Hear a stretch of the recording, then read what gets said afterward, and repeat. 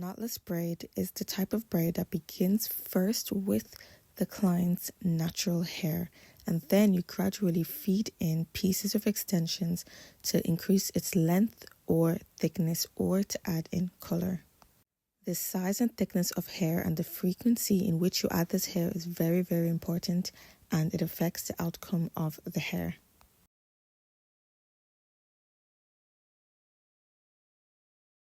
I'm going to slow it down and show you step by step. So split the hair into 3 equal pieces. Take your index finger, go under the middle strand and grab the opposite strand, which is the left strand, using your right hand.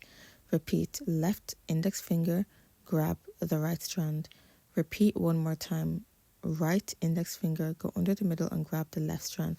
And notice how I flip my hands. So now my hands are kind of facing upwards, my palms are facing more upwards, and I begin to add. And when you're adding the piece of extension to the left strand and to the right strand, and see how it forms a straight line.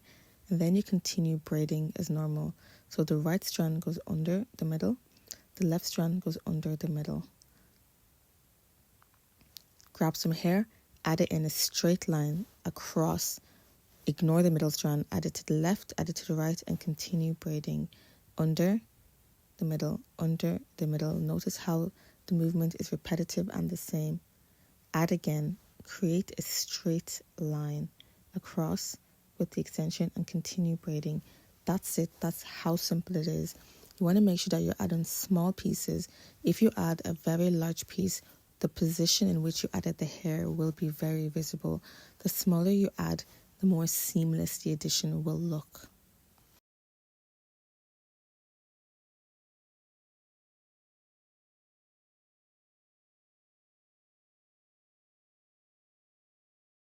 When you're doing knotless braids, there are several things you need to also keep in mind when you're braiding. This demo here shows how your fingers look when you're braiding and you're confident. Step by step and in slow motion, your steps are the left goes under the middle, the right goes under the middle, and repeat. As I showed you in the beginning, your fingers start off close to the scalp, and as you do 1 or 2 passes, you then flip your fingers and change your technique to continue. This is what gives you the most perfect braid possible, and I'm going to show you one more time. Pay close attention to my fingers movement. Close to the scalp, index finger goes under the middle and grabs the left strand. Reposition your finger, take your left index finger, go under the middle and grab the right. Do that one more time, under and grab. So we did that 3 times, and you can count how many times. It's not always going to be 3. Now pay attention now how I flip my hands. So initially my palms were facing downwards, and now they're going to turn upwards.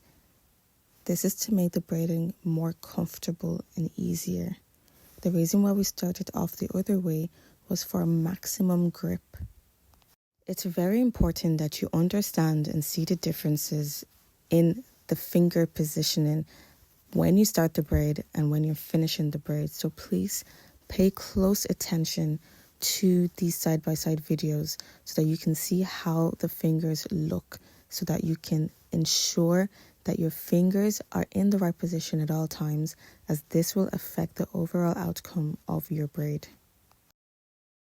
Another important thing to know when you're braiding is you want your braid to be firm but not excessively tight on the scalp, but the actual braid itself should be nice and firm. See, as I am braiding downwards, I'm going under the middle, under the middle. I'm also holding each braid slightly. I'm going to slow it down so you can see.